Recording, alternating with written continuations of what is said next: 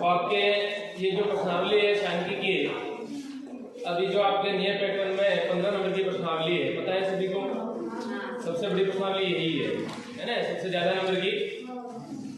तो अभी जो मैं सूत्र बताऊंगा आपको थोड़ा ध्यान रखना, केवल सूत्र ही हो सकता है आपके 6-7 नंबर क्लियर हो जाए अगर सही से देखो तो।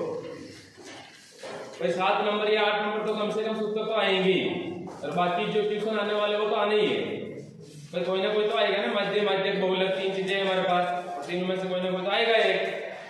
तो थोड़ा ध्यान रखना, बहुत ही इजी प्रश्नावली है और दिमाग को स्थिर से पढ़ना, और सबसे पास होने लायक तो प्रश्नावली यही है। 15 नंबर की प्रश्नावली बहुत अच्छी प्रश्नावली है। और शुरुआत करने से पहले मैं आपको इनके बारे में थोड़ा एनालिसिस करना चाहता हूँ, मतलब विश्लेषण करना चाहते हैं जो पिछली कक्षा है हमारी क्लास की, क्योंकि उससे भी हमारे संबंधित प्रश्न है इसमें सांख्यिकी में।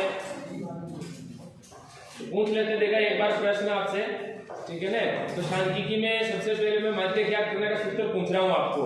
माध्य ज्ञात करने का सूत्र देखो, प्रश्न हमारे को समझ में आना चाहिए। अब माध्य सूत्र आ गया, प्रश्न आपका ये आ गया, ए वर्गीकृत आंकड़ों का माध्य ज्ञात करने का सूत्र लिखिए। जो औसत का सूत्र होता है वो ही माध्य का सूत्र होता है। ए वर्गीकृत आंकड़ों का मतलब है, मैं समझा देता हूँ, जैसे मान लीजिए 2, 3, 5, 7, 6, 4, 3, 3, 2 दिए गए आंकड़ों का माध्य ज्ञात कीजिए। ये जो आंकड़े दिए हुए हैं ना, इनको कहते हैं ए वर्गीकृत आंकड़े। बिखरे हुए, बटे हुए नहीं है, एक समूह में नहीं बटे हुए। और वर्गीकृत आंकड़ों का मतलब समूह में बटे हुए, जैसे वर्गमूल होते ही नहीं होते, 0 से 10, 10 से 20, वो वर्गीकृत होते हैं। तो प्रश्न आपके बोर्ड में इसी प्रकार से आएगा कि वर्गीकृत आंकड़ों का माध्य ज्ञात कीजिए या ए वर्गीकृत आंकड़ों का माध्य ज्ञात कीजिए। तो ये तो छोटा क्वेश्चन 9th में पढ़ चुके हैं, ठीक है ना। तो थोड़ा ध्यान रखना, शुरुआत कर रहा हूं मैं। माध्य क्या है? माध्य। तो माध्य ज्ञात करने का सूत्र जो होता है, कोई बताओ देखे सिंपल तौर पे।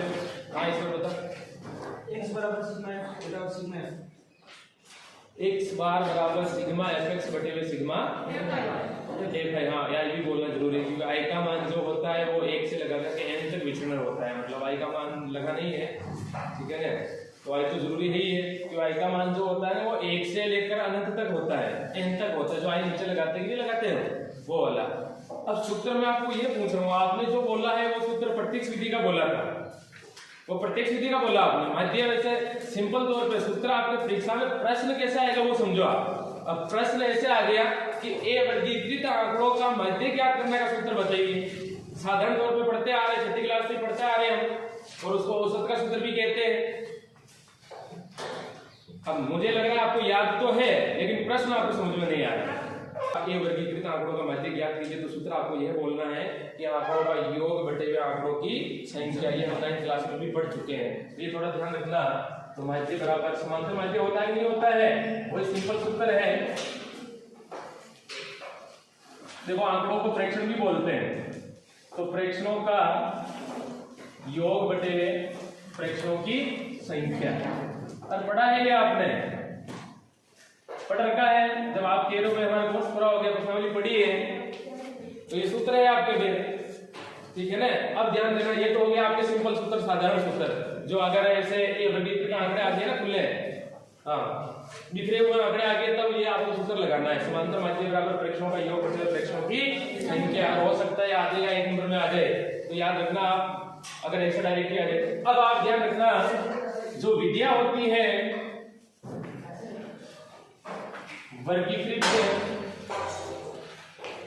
वर्गीकृत आंकड़ों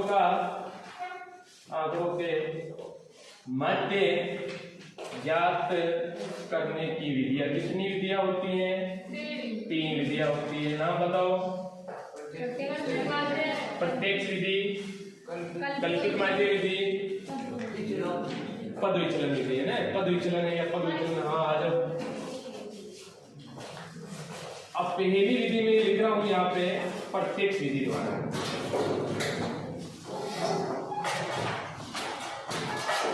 प्रत्यक्ष विधि द्वारा माध्य ज्ञात कीजिए। अभी जो हम सिंपल तौर पे जो पढ़ते हैं, और ध्यान रखना डियर स्टूडेंट, ये जो विधि है सबसे बेस्ट विधि है, सबसे सरल विधि है, ठीक है ना, प्रत्यक्ष विधि है।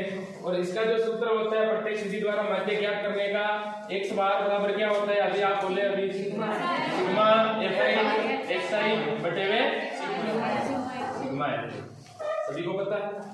और ये जो सिग्मा है यूनानी भाषा से लिया गया है। सिग्मा का अर्थ होता है जोड़ना, जो आंकड़े दिए हुए होते हैं ना उनको जोड़ना होता है, सिग्मा का अर्थ होता है ध्यान रखना ये भी आप। तो ये तो हो गया आपके प्रत्यक्ष विधि द्वारा माध्य ज्ञात करने का सूत्र, x बार बराबर सिग्मा fi और xi बटे हुए सिग्मा fi हो गया। अब दूसरा जो सूत्र होता है दूसरी विधि में नाम आ जाता है कि कल्पित माध्य विधि द्वारा सूत्र ज्ञात कीजिए। कल्पित माध्य विधि द्वारा माध्य ज्ञात कीजिए। तो इसका जो सूत्र होता है वो क्या होता है, कौन बताएगा? पूर्ण रूप से एक मिनट। और किनको आ रहा है? अभी आपने पढ़ रखा है, अभी ये वापस पढ़ा है। मान लीजिए अगर हम नहीं पढ़ाते तो फिर क्या नहीं पढ़ते, क्या करते? तो इसका मतलब ऐसे ही रहते आप। तो ये भी तो सोचो ना कि भाई ये तो ठीक है अभी पढ़ा है, नहीं पढ़ते क्या, फिर क्या लिखते कॉपी में? आप सोचो ना कि भाई उस दिन क्या लिखेंगे हम कॉपियों में, अभी तक आपको कुछ पता ही नहीं है। हाँ बताओ, आप बताओ, पुखराज बताओ।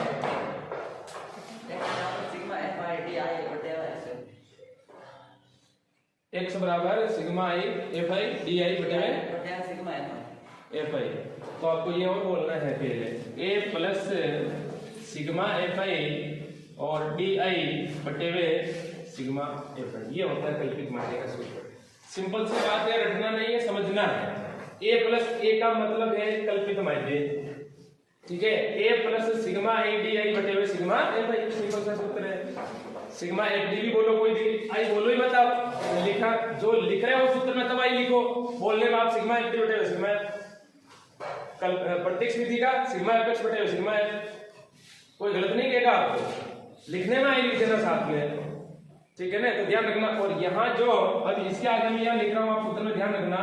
जो ए का मान चुनते हैं, अब आप पढ़ चुके हो, अब ए का मान हम किसमें से चुनते हैं ये बताओ आप। ये ध्यान रखना, जो xi का मान आता है xi में से लेते हैं, किसका मान लेते हैं? a का मान। और वो भी ध्यान रखना, यदि आंकड़े अगर xi के सम संख्या में हो, आंकड़े यदि सम संख्या में हो तो जो मध्य मान आएगा ना कल्पित माध्य, वो उसमें ध्यान रखना बड़ा मान लेंगे हम। कौन सा मान लेंगे? बड़ा मान। अभी आप जितने देखो मैं सवाल आएगा तब आपको बहुत अच्छे तरह से समझ में आ जाएंगे, ऐसी बात नहीं है, ठीक है ना। बिल्कुल इजी प्रश्नावली है, आप इसको इतना मतलब लोड मत लेना कि ये कठिन लग रही है। बिल्कुल इजी प्रश्नावली है। सवाल जब हम करेंगे सूत्र याद होते जाएंगे, आपको आराम से होते जाएंगे, कोई दिक्कत नहीं, ठीक है ना। और जो टी का जो सूत्र होता है वो होता है xi माइनस a। xi में से a घटाते जाओ, d का मान आता जाएगा, फिर d का आ गया और f से गुणा करते जाएंगे, d आ जाएगा। ये हो गया आपके कल्पित माध्य। और इसमें से आप ध्यान रखना, ये जो x का मान होता है, x का मान कैसे निकालते हैं? सूत्र क्या है x का? नहीं, x का ये जो केवल हम x निकालते हैं ना, वर्ग अंतराल, निम्न सीमा वर्ग चिन्ह, इसको वर्ग चिन्ह तो बोलते हैं। निम्न सीमा प्लस ऊपरी सीमा बटे 2। तो x निकालते कैसे हो? फिर आप मान लीजिए, मैं उदाहरण के तौर पर ऐसे लिख देता हूं, ये वर्ग अंतराल है और इधर f है, 0 से 10, फिर 10 से 20, फिर 20 से 30, और इधर आ गया 7, 8, 5। और ये मान लीजिए आपका सवाल आ गया, कोई भी क्वेश्चन है, अब आपको ज्ञात करना है प्रत्यक्ष विधि द्वारा माध्य ज्ञात करना है, तो फिर आप क्या करते हैं? इसमें से पढ़ा होगा आपने नहीं पहले। अब प्रश्न क्या है कि दिए गए आंकड़ों का माध्य प्रत्यक्ष विधि द्वारा ज्ञात कीजिए, प्रश्न है आपके पास। अब क्या करोगे आप सबसे पहले इसमें? अरे भाई xi निकालेंगे इसमें, और क्या करेंगे हम? और xi यहाँ लिखते नहीं लिखते आगे x, तो फिर xi कैसे निकालते हैं? निकालेंगे कैसे? हाँ, दोनों को जोड़ करके 2 का भाग देते हैं, इनका अंतराल देखते हैं कितने कितने का है, तो वही तो इनका सूत्र होता है। और हो सकता है आधे नंबर में आ जाए आपको, इसीलिए तो मैं कह रहा हूँ कि 15 नंबर ऐसे क्लियर करो कि एक भी प्रश्न छूटे ना।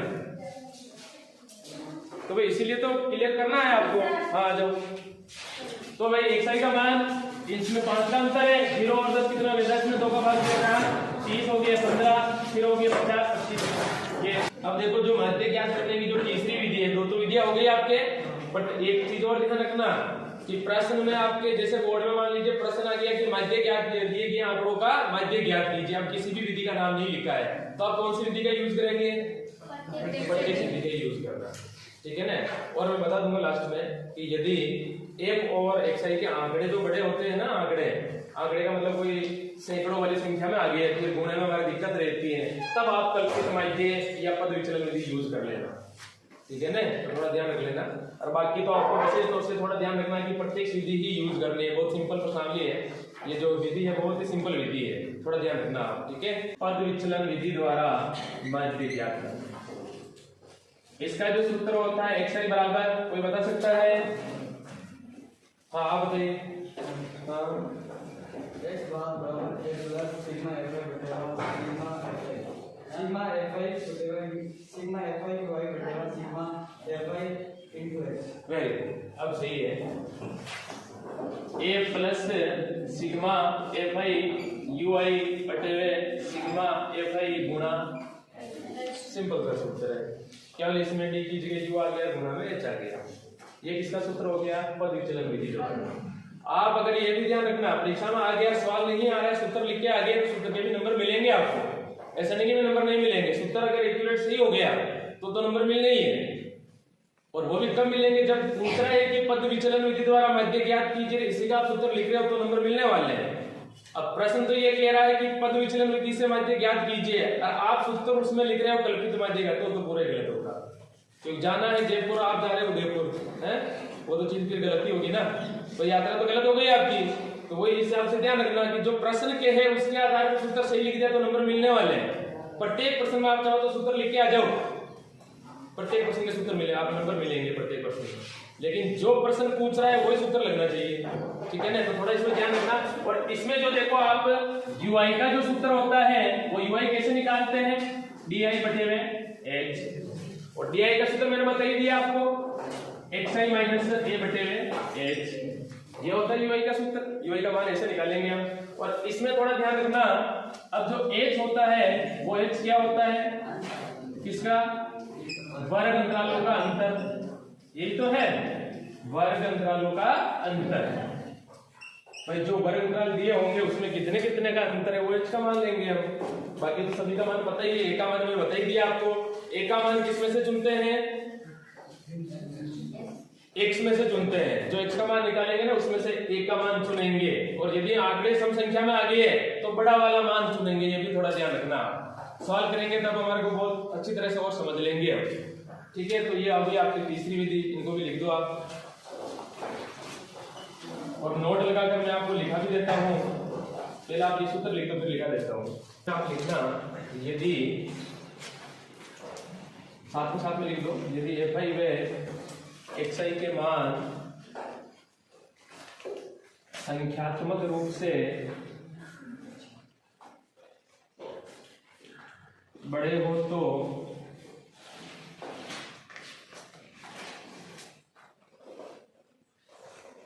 कल्पित माध्य व पद विचलन विधि का उपयोग करते हैं।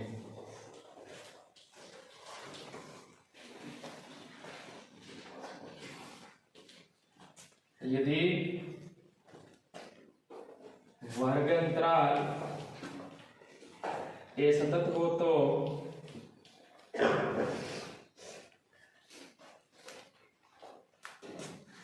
h का मान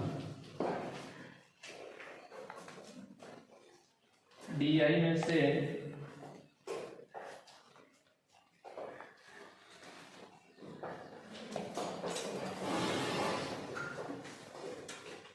सारोनिष्ट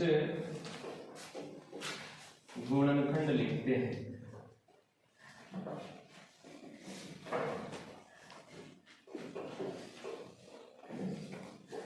मैंने पहले भी कहा था हिंदी की राइटिंग थोड़ी खराब है, समझ में नहीं आती है तो पूछ लेना, गलत मत लिखना। हाँ बोलो, हाँ बोलो। यदि वर्ग अंतराल ए सतत, हाँ ए सतत का मतलब अंतराल बराबर नहीं है, ये इस प्रकार से। अब आप इसमें थोड़ा समझना कि ये जो मैंने लिखा है ना कि यदि fi व xi के मान संख्यात्मक रूप से बड़े हो तो कल्पित माध्य पद विचलन विधि का उपयोग करते हैं। जैसे ये किस प्रकार होते हैं कि FI दिया होगा हमारे क्वेश्चन में और XI हम अंतराल में से निकालेंगे। अगर मान बड़े आ रहे हैं तो आप इन विधि का यूज करना, तो जल्दी क्वेश्चन सरल हो जाएगा। ठीक है, विधि का नाम अगर आ जाता है तो करना है, बाकी तो प्रत्येक विधि यूज करनी है। और एक लाइन और लिखी मैंने, यदि वर्ग अंतराल A सतत हो तो H का मान DI में से सार्वनिष्ठ गुणनखंड लिखते हैं। ये आपकी प्रश्नावली में उदाहरण नंबर जो लास्ट में दिया है 14.4 का माध्य ज्ञात करना, बहुलक ज्ञात करना, उसमें से जो अंतराल लिखते हैं ना, तो उसमें कभी कभार ऐसा होता है कि जैसे प्रश्न आ गया कि 0 से 10, फिर आ गया 10 से 30, फिर आ गया 30 से 70। अब बताओ क्या इसमें अंतराल समान है? इसमें कितने का अंतर है? इसमें कितने का अंतर है? इसमें कितने का अंतर है? अब मुझे ये बताओ कि H का मान कैसे चुनेंगे? फिर हम इस स्थिति में हम H का मान इस प्रकार से चुनते हैं, ये ध्यान रखना। प्रश्न अगर अंतराल A समान हो, A समान का मतलब A सतत, ये मैंने आप अभी पढ़े नहीं 9th में, बाकी 9th में सब कुछ सीख चुके हैं हम। तो A सतत हो तो कैसे समान करते हैं, वो सारी चीजें 9th में थी। तो अब आप थोड़ा ध्यान रखना, यहाँ अगर अंतराल समान नहीं हो तब हमें H का मान कैसे चुनना है, जो DI का मान निकालेंगे और DI में, ठीक है ना, DI में से सार्वनिष्ठ गुणनखंड लिखते। सार्वनिष्ठ का मतलब सभी संख्याएं एक ही संख्या से विभाजित होनी चाहिए, वो सार्वनिष्ठ गुणनखंड होता है। तो जानते हैं आप ये तो सार्वनिष्ठ गुणनखंड लिखना।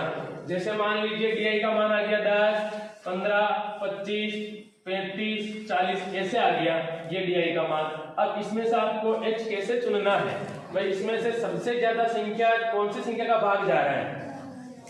5 का जा रहा है, तो 5 भी ले सकते हो, H का मान गलत नहीं होगा, ध्यान रखना। और किसका जा रहा है? 10 का भी जा रहा है, 10 भी ले सकते हो, गलत नहीं होगा, ये भी ध्यान रखना। तो इस प्रकार से हम सार्वनिष्ठ गुणनखंड लेंगे कि ज्यादातर संख्या कौन सी संख्या से विभाजित हो रही है। ये आपकी किताब में भी है, एक ट्यूशन है, वो बताऊंगा मैं आपको, ठीक है ना। तो आगे सुन में लाइन है, मिटा दो। अब माध्यक, माध्य और माध्यक में अंतर है। माध्यक, हाँ, अब इसमें भी वही स्थिति जिस प्रकार माध्य में था। अब माध्यक में देखो आप, A वर्गीकृत आंकड़ों का माध्य ज्ञात करना 9th में पढ़ चुके हैं और सूत्र हमारे बुक में भी है, ये थोड़ा ध्यान रखना आप, ठीक है ना। अभी मैं लिख देता हूं यहाँ पे, A वर्गीकृत आंकड़ों का माध्यक ज्ञात करना, समझना पहले। अब देखो A वर्गीकृत आंकड़ों का माध्य ज्ञात करने का मतलब क्या है? जैसे कोई प्रश्न आंकड़े आ गए 5, 7, 6, 8, 9, 10, 4, 5, मान लीजिए ये आंकड़े। अब आपको प्रश्न आ गया कि दिए गए आंकड़ों का माध्य ज्ञात कीजिए, तो आपको इस स्थिति में क्या करना है? सबसे पहले तो आपको क्या करना है, सर्वप्रथम आंकड़ों को आरोही व अवरोही क्रम में लिखना है। आरोही व अवरोही का मतलब समझते हो? आरोही का मतलब क्या है? आरोही का मतलब है छोटी से बड़ी संख्या, यानी बढ़ते क्रम में, ठीक है ना। आरोही में सबसे छोटी संख्या लिखेंगे और अवरोही में सबसे बड़ी संख्या पहले लिखेंगे। कंफ्यूजन मत होना, शब्द से ही पता लगा लेना। आरोही छोटा शब्द है तो छोटी संख्या, अवरोही बड़ा शब्द है तो बड़ी संख्या। तो दोनों में से किसी भी क्रम को आप लिख सकते हो, ठीक है ना। पहले चाहो तो इन आंकड़ों को आरोही क्रम में लिखो, चाहो तो अवरोही क्रम में लिखो। तो सबसे पहले हम आंकड़ों को आरोही व अवरोही क्रम में लिखते हैं, ठीक है। अब उसके बाद आप थोड़ा ध्यान देना, पहली स्थिति में क्या है? यदि आंकड़े सम संख्या में हो तब माध्य का सूत्र क्या होता है? कौन बताएगा? अरे भाई ये जो आंकड़े दिए गिनो इनको, 1, 2, 3, 4, 5, 6, 7, 8। अब मुझे बताओ 8 सम है या विषम है? सम है, 8 तो सम है ना। हाँ, अब आंकड़े 8 हो गए आपके, तो 8 सम है। तब आपको माध्य का सूत्र क्या लगाना है? कोई बता सकता है? हाँ बताओ।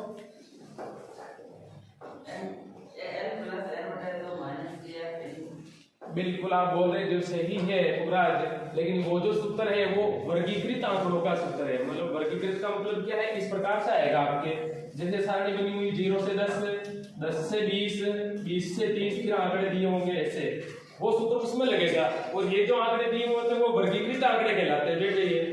ये जो आंकड़े है ना वो वर्गीकृत है, और ये जो है अवर्गीकृत है। वर्गीकृत का मतलब समूह में बटे हुए हैं। भाई 0 से 10 के बीच में कितनी बारंबारताएं हैं, 10 से 20 के बीच में कितनी बारंबारताएं हैं, वो उसमें लगेगा L प्लस ब्रैकेट n बटे 2 माइनस a बटे f इनटू h, वो तो उस वाला सूत्र में है। वो कब लगेगा, जब ये आंकड़े दिए हुए होंगे ना वर्गीकृत, उसमें लगेगा। और मैं केवल इन आंकड़ों का पूछ रहा हूं और ये आएगा आपके दे रखा है, मॉडल पेपर में भी दे रखा है। भाई आंकड़े यदि सम संख्या में हो तो माध्य का सूत्र क्या होता है, ऐसा प्रश्न है आपके मॉडल पेपर में भी। यदि आंकड़े विषम संख्या में हो तब सूत्र क्या है। अब आपको ये पता नहीं, फिर तो 1 नंबर जाएगा आपका। मैं वो नहीं कह रहा हूँ कि एक नंबर कर करके तो गड़ा भरेगा, हमारा गुनगुन से ही गड़ा भरता है। भाई 1 नंबर जब छूट जाएगा तो मतलब क्या रहेगा, तो थोड़ा ध्यान रखना आप। तब सूत्र होता है, मैं लिखा देता हूँ, देखो इधर माध्यक बराबर n बटे में 2वां पद प्लस n बटे में 2 प्लस 1वां पद बटे में 2, ये सूत्र होता है। आपकी बुक में भी है इसमें, इसीलिए मैंने कहा था आपको सैटरडे को कि आप घर से पढ़े करके आना। अगर गणित विषय को हम शुरू से पाठ के नाम से पढ़ते हुए अंत तक पहुंचे तो आपको किसी भी प्रकार की कोई समस्या नहीं होगी, चाहे कोई भी टीचर पढ़ाई क्यों ना हो। गणित विषय में आपको यही एक दिक्कत यही होती है कि अधिकतर हम क्या करते हैं कि पीछे जाकर डायरेक्ट प्रश्न स्टार्ट करते हैं, फिर हम पीछे मतलब सारे स्टेप पीछे छोड़ देते हैं, डायरेक्ट प्रश्नों को स्टार्ट करते हैं। भाई दूसरे विषय में भी अगर आपको पाठ पढ़ाई नहीं, फिर बोलते कि नहीं आप डायरेक्ट प्रश्न करो, क्या होगा क्या। दूसरे विषय में भी तो पाठ के नाम से स्टार्ट करते हैं, तो गणित में भी पाठ के नाम से पढ़ते हुए, उदाहरण पढ़ते हुए फिर प्रश्नावली पर चले तो आपको किसी भी प्रकार की कोई समस्या नहीं होगी। तो इसलिए तो गणित में हम ज्यादातर पिछड़ते हैं, तो डायरेक्ट प्रश्नावली स्टार्ट करते हैं। तो पिछली जो हिस्ट्री होती है वो तो पढ़ते नहीं है, फिर डायरेक्ट प्रश्नों को पढ़ते हैं तो समझ में कैसा आएगा हमारे को। तो ये जो मैं चीजें लिखा रहा हूँ प्रत्येक चीज आपकी बुक में है, आप शुरू से पढ़ के देख लेना घर पे। पहले एक एक चीज मैंने लिखाई है, वो पिछले जो नियम लिखाए हैं वो सारी चीजें बुक में है आपकी। एक एक चीज पढ़ के देखना आप शुरू से अंत तक, सारी चीजें होगी।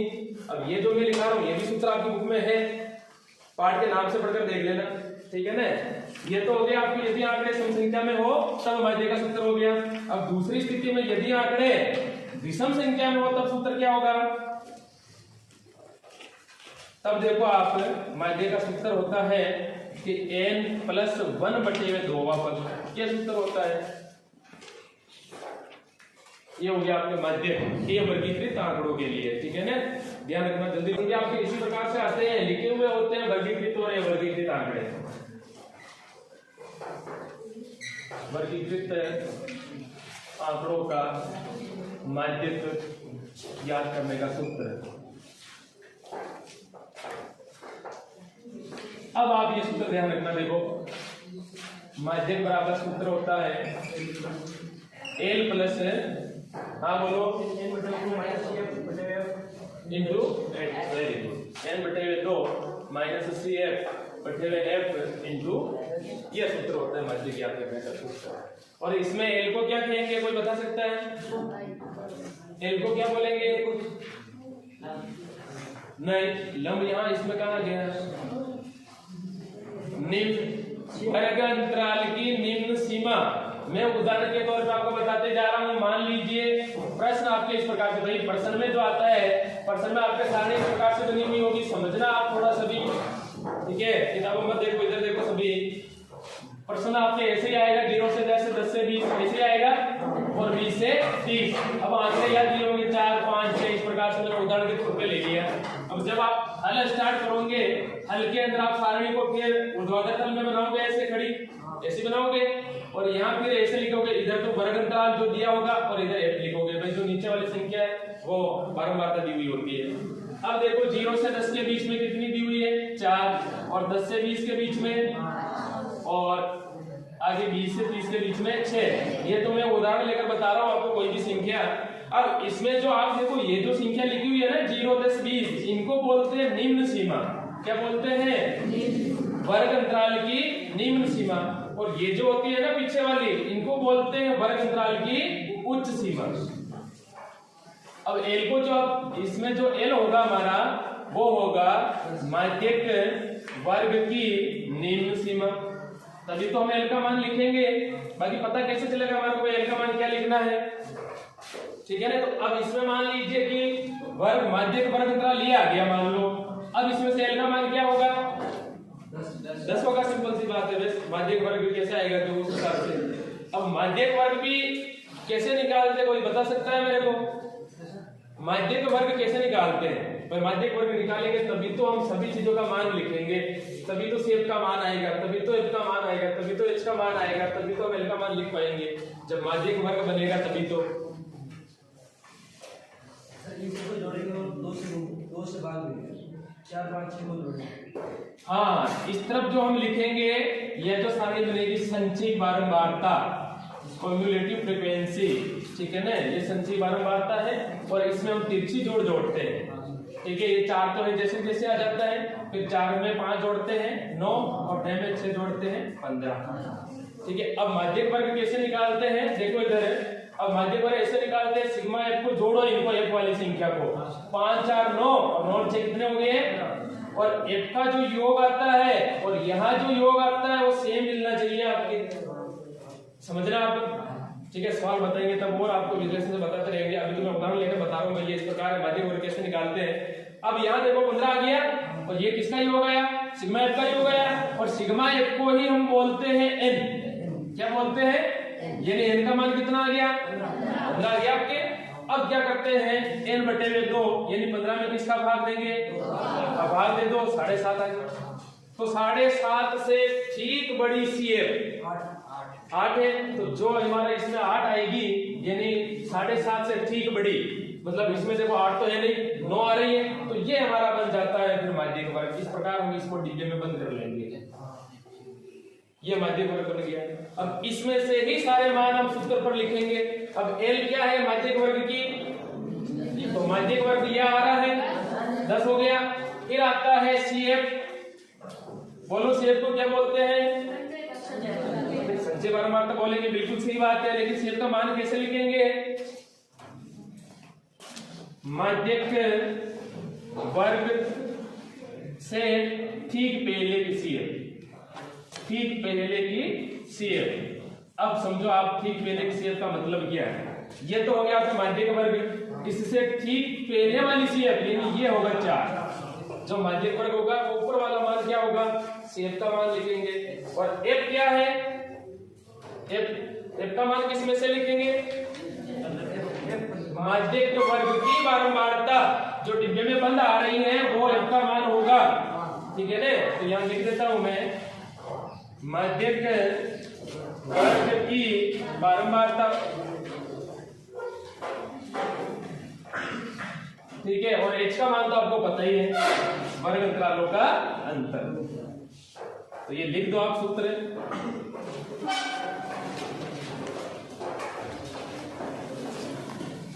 सूत्र को रटना मत समझना। मैं फिर से कह रहा हूँ डियर स्टूडेंट, आपसे अगर याद नहीं होता है तो आपको सिर्फ 30 मिनट लगेंगे। आधे घंटे में आप प्रत्येक सूत्र को 10-10 बार लिख देना, ठीक है ना, आपके दिमाग में स्थिर हो जाएगा वो। लेकिन लिखना पड़ेगा आपको, एक सूत्र को 10 बार लिखो, आप अपने आप ही याद होगा वो, कैसे याद नहीं होगा। आप ये सोचते हो यार मेरे को याद ही नहीं होते हैं, ये प्रक्रिया आप मतलब सोचना मत कि मेरे को याद ही नहीं होते। ऐसी चीज तो आप नेगेटिव चीजें तो लेके ही मत आओ अपने दिमाग में, हमेशा पॉजिटिव ही रखो। आप एक चीज को 10 बार लिखो, जरूर याद होगी वो आपको, कैसे याद नहीं होती है, ठीक है ना। तो आप ये मत सोचना कि मेरे को याद नहीं होंगे, याद जरूर होंगे आपको, बार बार जब प्रैक्टिस करते रहोगे तो याद हो जाएंगे। बहुलक, अब बहुलक में देखो, बहुलक भी वो उसी तरह है। ए वर्गीकृत आंकड़ों का बहुलक कैसे याद करते हैं, मैंने ऐसे पढ़ा है मैंने। अभी देखो आप, ए वर्गीकृत आंकड़ों का, ए वर्गीकृत आंकड़ों का बहुलक, अब मान लीजिए मैं आंकड़े यहाँ लिख देता हूँ कि 2 3 3 4 5 3 2 3 4, ये आंकड़ों का बहुलक ज्ञात कीजिए। सीधा सिंपल सूत्र है, बताइए बहुलक का मतलब क्या, सबसे अधिक बार बारंबारता आने वाली संख्या। अब इसमें से देखो सबसे अधिक 3 आ रही, तो बहुलक उत्तर क्या होगा, सबसे अधिक नहीं देखना है, सबसे अधिक बार कौन सी संख्या आ रही है वो देखनी है। सबसे अधिक बार क्या आ रही है भाई, ऐसे तो सारणी बनाते थे ना हम, ये ऐसे सारणी बनाई, ठीक है। इधर संख्या लिखेंगे, इधर इनकी बारंबारता लिखेंगे। संख्या होगी 2 कितनी बार आ रहे थे, 1 और 2, ये बारंबारता होगी। यहाँ लिखेंगे 3 कितनी बार आ रहे हैं, 4 बार, ये इसकी बारंबारता होगी। बारंबारता का मतलब भी क्या है, वो संख्या जो बार बार आने वाली, भाई बारंबारता का मतलब क्या, संख्या बार बार आने वाली। अब 3 की बारंबारता क्या होगी, 4 हो गई, 4 बार आ रही है, ये 4 हो गया। तो इसमें फिर जो आंसर होगा ना हमारा वो 3 होगा, क्यों 3 सबसे अधिक बार संख्या आ रही है, तो बहुलक का मान क्या हो गया आपका 3। ये तो हो गया आपके ए वर्गीकृत आंकड़ों का बहुलक। समझ लोगे, कर लोगे ऐसे, जो आंकड़े आएंगे सबसे अधिक बार जो संख्या आएगी वही उसका आंसर होगा। तो यहां लिख देता हूं मैं पहले,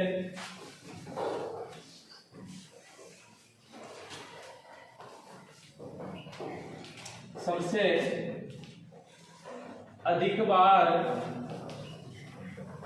आने वाला आंकड़ा या आने वाली संख्या, एक ही बात है, ठीक है, ये हो जाएगा। अब आप देखो वर्गीकृत आंकड़ों का बहुलक कैसे ज्ञात करते हैं, कौन सूत्र बताएगा, वर्गीकृत आंकड़ों का बहुलक,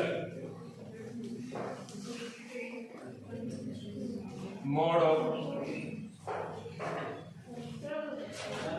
3 एक मिनट, केवल 3 की ही आप खड़े हो रहे, बाकी आप पर्सनली पढ़ ली है आपने, लड़कियों में से एक लड़की लीला रहा और बाकी ईश्वर और f plus f1 minus f0 to f1 minus f0 minus f1 into f2 into h है ना, गुड।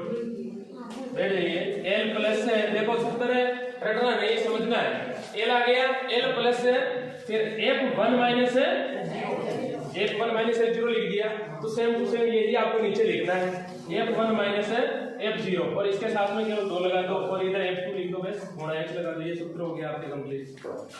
रखने की जरूरत ही नहीं है, समझना है, लिखने का तरीका देखना है आपको खुद को ही तरीका खोजना है कि मैं कैसे लिख पाता हूँ, तो आपको अपने आप ही समझ में आ जाएगा ये चीज है, ठीक है ना। तो ये बहुलक का सूत्र होता है l plus f1 minus f0 बटे 2 f1 minus f0 minus f2 into h।